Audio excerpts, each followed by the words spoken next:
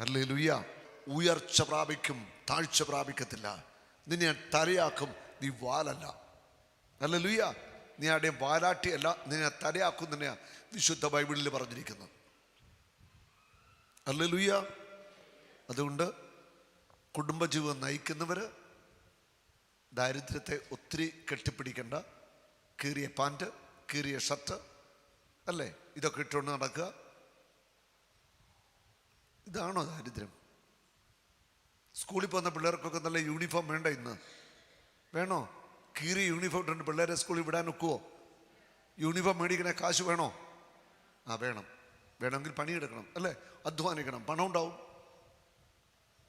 ഞാൻ പറയുന്നതിൻ്റെ പോയിന്റ് നിങ്ങൾക്ക് കിട്ടുന്നുണ്ടെന്ന് ഞാൻ വിചാരിക്കുന്നു, അല്ലേ? മനസ്സിലായോ? പണിയെടുക്കണം. പണിയെടുത്തിട്ട് കള്ളു കുടിച്ച് കളയരുത്.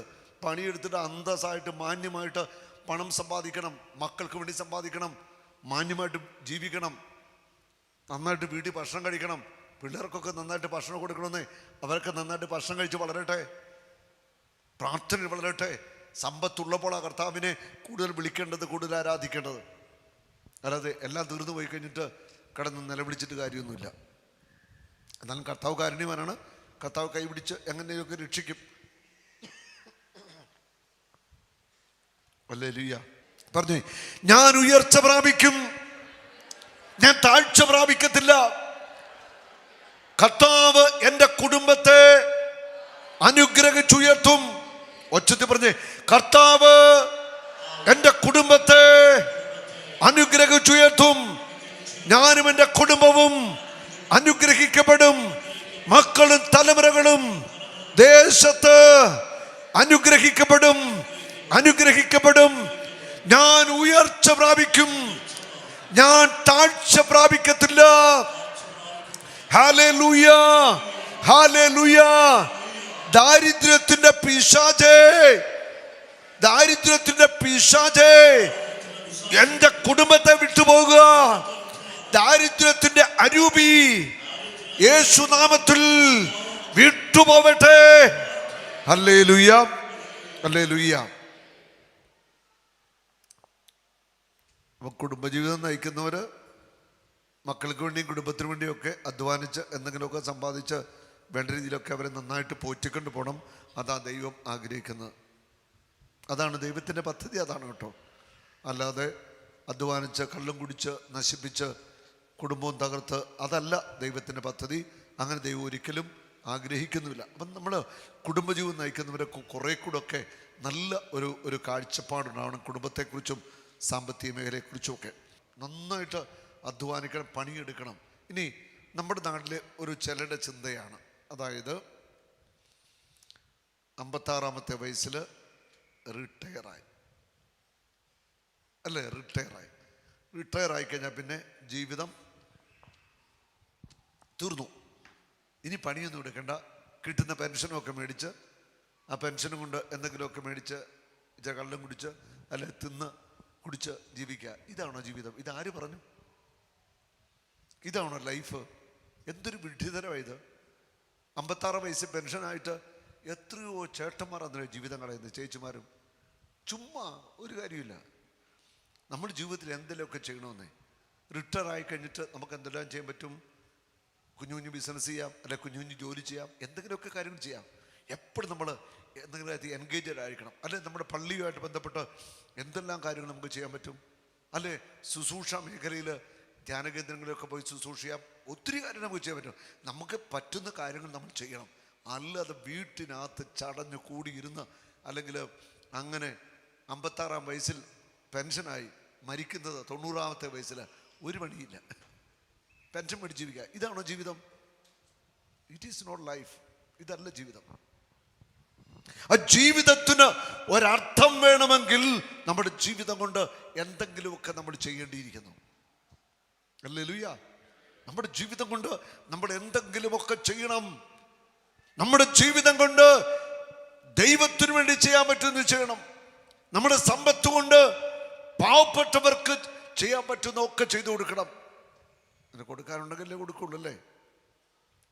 ആരെങ്കിലും വന്ന് ഒരു പെണ്ണിനെ കെട്ടിക്കാൻ വല്ലതും ചോദിച്ചാൽ കയ്യിലുണ്ടെങ്കിലല്ലേ കൊടുക്കുള്ളൂ. ഇനി ഉണ്ടെങ്കിലും കൊടുക്കാത്തവർ ഒത്തിരി പേരുണ്ട്. അവർ നിൽക്കട്ടെ. നല്ല മനസ്സുള്ളവർക്ക് ഇല്ലെങ്കിലോ കാര്യമുണ്ടോ? ഞങ്ങൾ പ്രാർത്ഥിക്കാവേ. ആർക്ക് വേണം നിങ്ങളുടെ പ്രാർത്ഥന? ഞാൻ പറഞ്ഞത് നമ്മുടെ കയ്യിലുണ്ടെങ്കിൽ നമുക്ക് കൊടുക്കാൻ പറ്റുള്ളൂ. അതുകൊണ്ട് കൊടുക്കാൻ കയ്യിലുണ്ടാവണം. വേണ്ടേ? വേണം. ആ ഒരു ചിന്തയിലേക്ക് വാ. വേണമെന്നേ.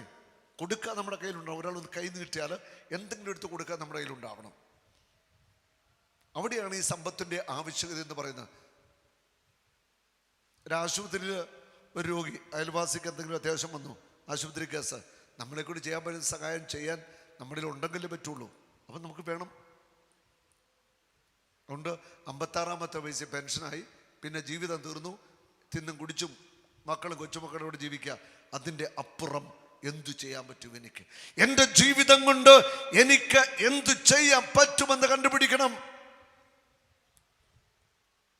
ഹല്ലേലൂയ. യൂറോപ്യൻ രാജ്യങ്ങളിലും അമേരിക്കയിലൊക്കെ ചെന്ന് കഴിഞ്ഞാൽ കാണാം 10, 85, 90 വയസ്സായവരൊക്കെ വണ്ടിയൊക്കെ ഓടിച്ചു പോകുന്നതാണ്.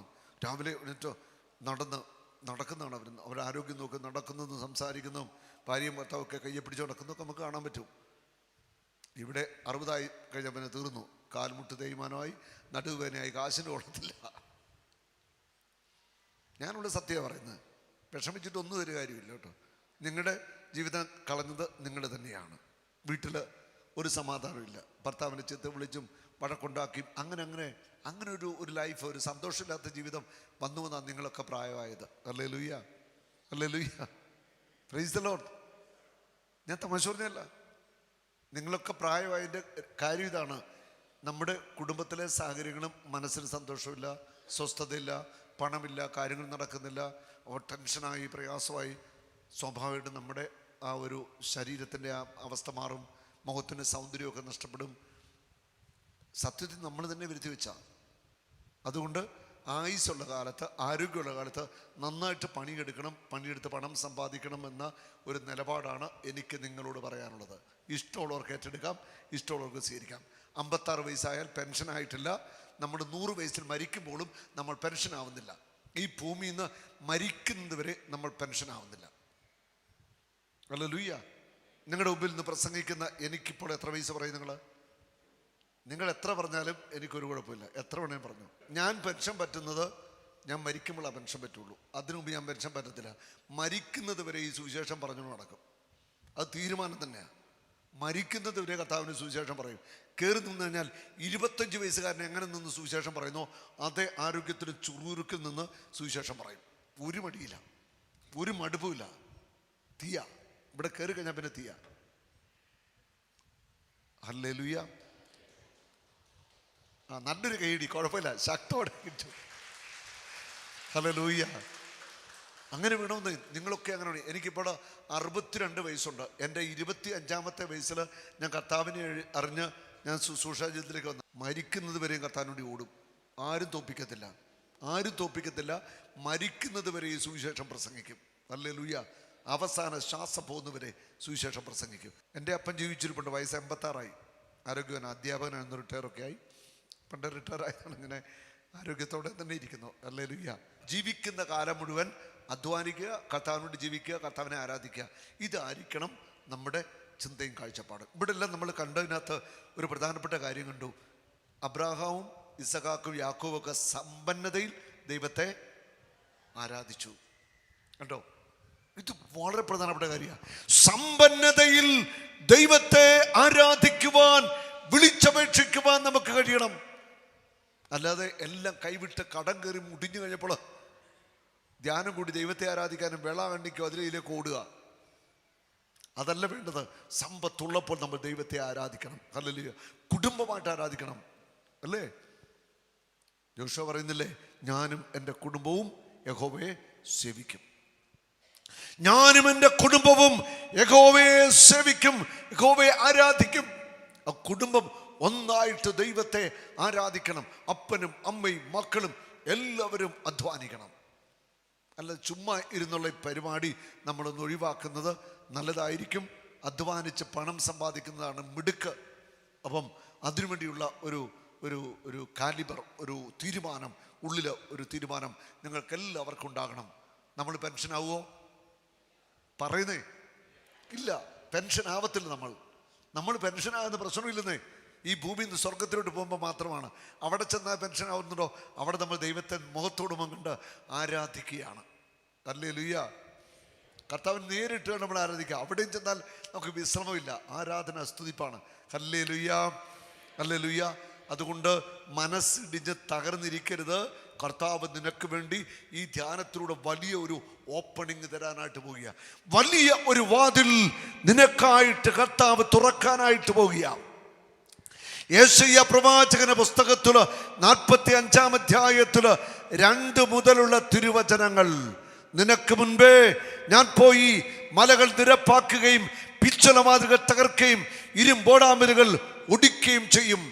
നിന്നെ പേര് ചൊല്ലി വിളിക്കുന്ന ഇസ്രായേലിന്റെ ദൈവമായ കർത്താവായ ഞാൻ പറയുന്നു. എന്താ പറയുന്നത്? അന്ധകാരത്തിലെ നിധികളും രഹസ്യ ധനശേഖരവും ഞാൻ നിനക്ക് തരും. കർത്താവ് പറയുന്ന അന്ധകാരത്തിലെ നിധികൾ, മറഞ്ഞിരിക്കുന്ന നിധികൾ, രഹസ്യ ധനശേഖരം നിനക്ക് ഞാൻ തരും. എൻ്റെ ദാസനായ യാക്കോബിനും ഞാൻ തിരഞ്ഞെടുത്ത ഇസ്രായേലിനും വേണ്ടി ഞാൻ നിന്നെ പേര് ചൊല്ലി വിളിക്കുന്നു. നീ എന്നെ അറിയുന്നില്ലെങ്കിലും ഞാൻ നിന്റെ പ്രതിനാമത്തിലും വിളിക്കുന്നു. അവിടെ പറയുക, അന്ധകാരത്തിലെ നിധികളും രഹസ്യ ധനശേഖരവും ഞാൻ നിനക്ക് തരും, നിനക്ക് തരും, നിനക്ക് തരും. സാമ്പത്തിക കടബാധ്യതയുള്ളവർ ഈ വചനം യെശയ്യാ 45 2 മുതൽ 6 വരെയുള്ള വചനങ്ങൾ ദിവസം ഒരു 10-25 തവണ പറഞ്ഞ് പ്രാർത്ഥിക്കണം. എൻ്റെ ഒരു പുസ്തകമുണ്ട്, വാഗ്ദത്ത വചനങ്ങൾ എന്നൊരു പുസ്തകം. ഇന്ന് നിങ്ങളൊക്കെ കുമ്പസാരത്തിൻ്റെ സമയത്ത് കുമ്പസാരിപ്പിക്കാൻ വന്ന ഒരു ബഹുമാനപ്പെട്ട അച്ഛൻ എൻ്റെ അടുക്കൽ വന്ന് പ്രാർത്ഥിക്കാൻ വന്നു. അപ്പോൾ ഒരിക്കലും നേരത്തെ പരിചയമുള്ള അപ്പം അച്ഛന് ഞാനന്ന് എൻ്റെ വാഗ്ദത്ത വചനങ്ങൾ കൊടുത്തിരുന്നു.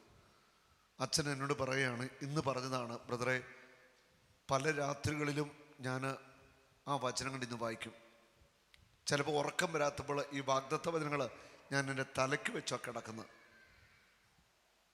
120ഓളം വിഷയങ്ങൾക്ക് പ്രാർത്ഥിക്കാനുള്ള വചനങ്ങളാണ് വാഗ്ദത്ത വചനങ്ങൾ. നിങ്ങൾക്ക് ആ പുസ്തകം കിട്ടും, ആവശ്യക്കാർക്ക് നമ്മുടെ കൗണ്ടറിൽ നിന്ന് മേടിക്കാം. അപ്പം അച്ഛൻ ഇന്ന് എന്നോട് പറയുകയാണ്, അതിനകത്ത് ഓരോ വിഷയങ്ങൾക്ക് വേണ്ടിയുള്ള വചനങ്ങൾ ഞാൻ മിക്കവാറും ഇത് വായിക്കും. ഉറക്കം വരാത്ത സമയത്ത് ഈ പുസ്തകം ഞാൻ തലക്കൽ വെച്ചാൽ കിടക്കുന്നതെന്ന് അച്ഛൻ എന്നോട് പറയുക. അപ്പം ഞാൻ ഓർക്കുകയാണ്, എത്ര വലിയ രീതിയിലാണ് വചനം സ്വാധീനിക്കുന്നത്. ദൈവത്തിൻ്റെ വചനം ഒരു വ്യക്തിയെ സ്വാധീനിക്കുന്നത്. വചനമാണ് നമ്മുടെ ബലവും ശക്തിയും. ഹല്ലേലൂയ. നമ്മൾ നിയമാവർത്തനം 28 വചനങ്ങൾ എല്ലാ ദിവസവും, നിയമാവർത്തനം 28 1 മുതൽ 14 വരെ വചനങ്ങൾ എല്ലാ ദിവസവും നിങ്ങൾ വായിക്കണം. വീട്ടിൽ മനപ്പാഠം പഠിച്ചിട്ട് ആ വചനം മൊത്തം അനുഗ്രഹത്തിൻ്റെ വചനങ്ങളാണ്. നിരന്തരം ആ വചനം വീട്ടിൽ വായിക്കുമ്പോൾ ആ വചനം നിങ്ങളുടെ കുടുംബത്തിൽ അനുഗ്രഹമായിട്ട് മാറും. ദാരിദ്ര്യത്തിൻ്റെ പിശാച് ഈ വചനം കേൾക്കുമ്പോൾ ഞങ്ങളുടെ വീട് വിട്ട് പുറത്തു പോകും. ഹല്ലേലൂയ.